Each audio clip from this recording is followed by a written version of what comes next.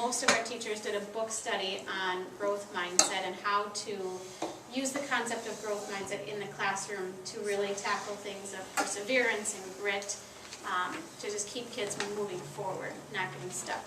So what we want to share with you tonight is how can you use the growth mindset at home and how to encourage your children in the same way. So you will probably see your kids coming home with things that have to do with the growth mindset, so now you will be able to engage them in a discussion about it further at home. So a mindset is a set of beliefs or a way of thinking that determines your behavior, outlook, and mental attitude.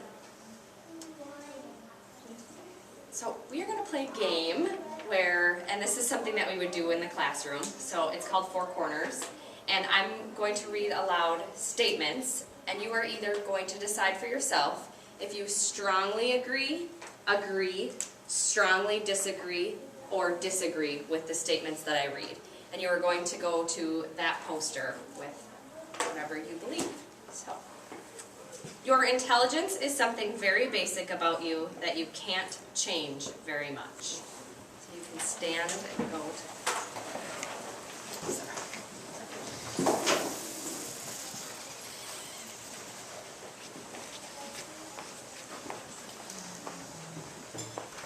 Yes. About what you already believe about growth mindset. So Carol Dweck is one of the leading researchers, and she's a psychologist, and she, in her research, kind of came up with two different styles of thinking. So the first style would be a fixed mindset. This is someone that they're really, kids have called this stuck. They're really stuck. If I lose, I am a nobody. They don't find challenges as fun. They think that if it requires effort, that they attribute that to not being smart, and so they don't even want to try. And making mistakes shows that they can't do it, rather than making a mistake shows that they need to learn from it. And if they can't do it the first time, that they're dumb, and just that whole thought of, I can't. So the growth mindset would be the opposite. It'd be thinking that mistakes are good and that's how I learn, or I like giving things a good try. I like challenges, they show that I'm learning. The more I practice, the better I'll become. So those are kind of the two dichotomies. So here's a little fun video. Smart. Oops. We all...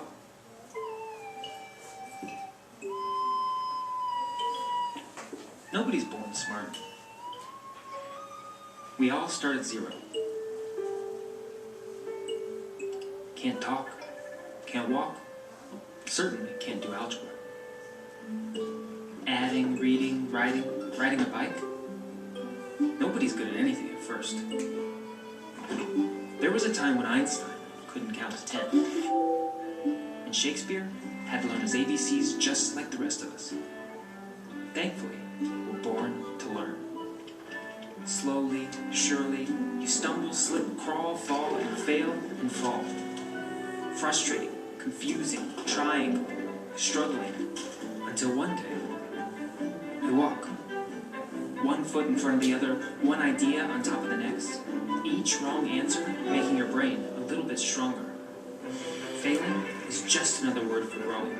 You keep going. This is learning. Knowing that you'll get it, even if you haven't gotten it yet. Because the most beautiful, complex concepts in the whole universe are built on basic ideas that anyone, anywhere, can understand. Whoever you are, wherever you are, you only have to know one thing. You can learn anything.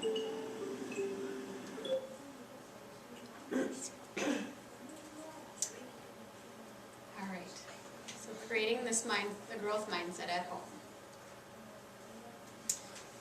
All right, so the first would be to adopt a growth mindset for yourself. And I think we saw overall that our group does lean towards growth mindset.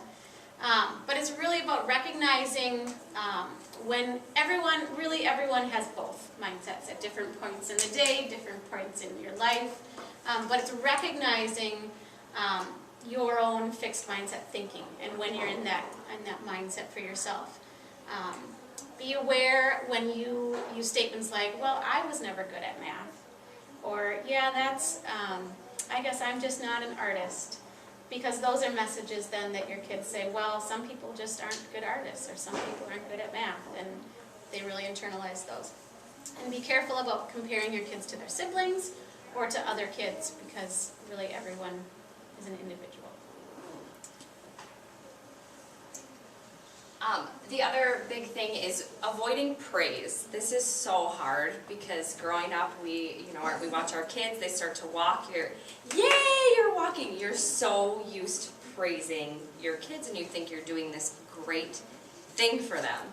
But be aware of what you're praising. Are you praising the effort to get there, or are you praising the outcome? So if you're praising effort to get there, then you're instilling that things are going to be tough and you can persevere through them. If you're praising the outcome, then if there is a mistake, then our kids start to internalize that, and that's when they start to have that fixed mindset. So one quick tool, because this is so hard once you start thinking about this, you start realizing how much you're using fixed mindset and how many statements you make that are really praising the outcome rather than the effort. But even just adopting the word yet into your vocabulary, into your children's vocabulary. So saying, if your kids say, oh, I just can't do this, you just yet. You can't do it, you're struggling right now. You don't have it yet, you will master this. So even if you just put that word into your vocabulary. Yeah. This is a really great video about why and what praising the process versus praising the outcome does to academic achievement. So we're going to take just a little bit of time.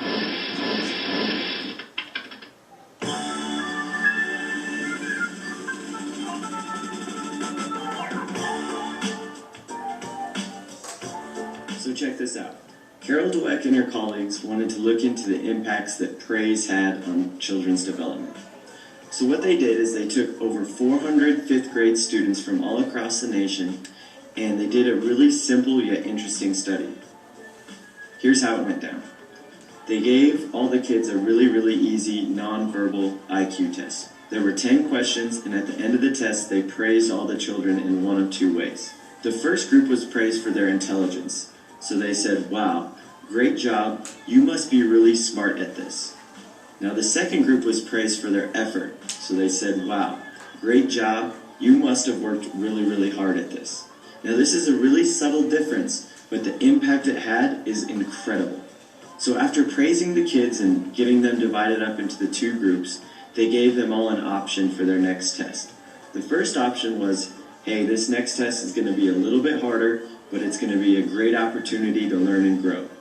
Now the second option was, this next test will be similar to the first, and you will surely do well on it. Now the interesting thing is, out of the group that was praised for their intelligence, 67% of them chose the easier option, while 92% of the kids who were praised for their effort chose the harder test. This is unbelievable to think about, how just the subtle difference in the way that they were praised had such an impact. Carol Dweck explains why this happened. The child or adult hears, oh, you think I'm brilliant and talented. That's why you admire me. That's why you value me. I better not do anything that will disprove this evaluation. As a result, they enter a fixed mindset, they play it safe in the future, and they limit the growth of their talents. Whereas focusing on the strategies they use, the way they're stretching themselves and taking on hard tasks, the intense practice they're doing, those are the kinds of things that say to a child or an older athlete, it's about the process of growth. As a result, they don't feel, oh, if I make a mistake, you won't think I'm talented. They think, oh, if I don't take on hard things and stick to them, I'm not going to grow. Next, Dweck and her colleagues gave all the kids a really difficult test. It was one that they would surely fail, but they wanted to look at how the different kids attacked this challenge. Dweck noticed that the group that was praised for effort worked harder, longer, and actually enjoyed this test more than the group that was praised for their intelligence. This group got really frustrated with this test and had the tendency to give up early. After this artificially induced failure round, all of the kids were given a third and final test. Now this test was the same level of difficulty as the first one, but check out the results. The group that was praised for their intelligence actually did worse on this test than the first one. Their average score actually dropped by 20%, while the group that was praised for their effort did significantly better, raising their average score by nearly 30%. This is a 50% difference in performance that was caused by a few subtle differences in the way that they were praised. This study shows how praise can either make or break a child's development. I mean, we all do it. We all want to be positive with the children we work with, so teachers, coaches, parents are always looking for ways to support their kids and tend to praise them quite a bit. So we need to look at research like this and realize, okay, praise is a good thing and there's nothing wrong with being positive, but we need to be very careful about praising someone's intelligence or abilities and focus more on the process and the effort that they put forth. I think this is a pretty easy fix that will help us develop growth mindsets within the kids that we work with. And as all the research shows, having a growth mindset has a big time impact on the development of a child, whether it's on the court, in the classroom, or just in life. Thanks so much for following along and watching.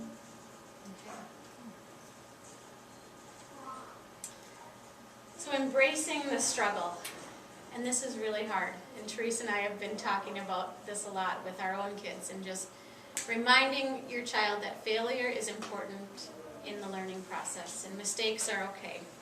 And how to model and encourage resiliency and how to bounce back from errors. So it's, you're trying a new recipe and it fails, and you say, wow, I guess next time I learned that too much pepper is not good in this recipe, or focusing on the process and what to do different next time, the strategy.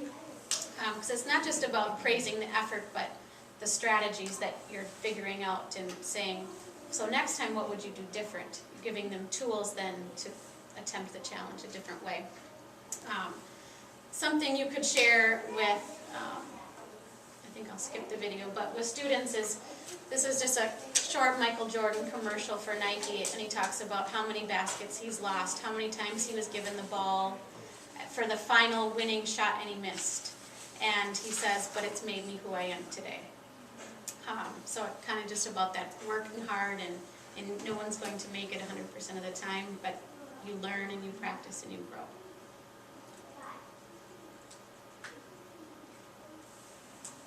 Also, that modeling of flexibility and optimism, so communicate that change is an important part of life, and that when we're adaptable, when we're flexible with plans change, or success is not met. So when we ourselves are more flexible about that, and we look at it differently and model that to our kids.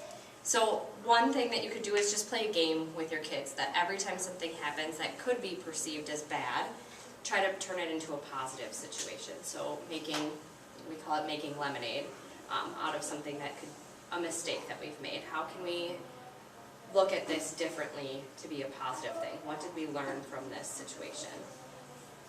Like if you're on spring break and you're planning to go to Disneyland on the day that it rains, and your kids wake up thinking they're going to Disneyland, and you have to tell them they're not, you have to look for the good in that we will still go and we will have fun today, but it's a change of plans, and I made sure I thanked them profusely for being flexible and going with a new plan. So also just developing psychosocial skills. And so a child's innate ability contributes only 25% to achievement. But the other 75 are all skills that we must, as teachers, parents, community, develop in our kids. So the perseverance, self-confidence, resiliency, all those coping skills for disappointment or failure, mistakes, and the ability to handle constructive feedback are things that we need to be explicit about helping our kids learn and grow through. So that is a brief overview. We have many handouts that we'll let you take home. But we wanted to leave time for questions or comments. And then we also put our contact info if you have something you'd like to ask us in private.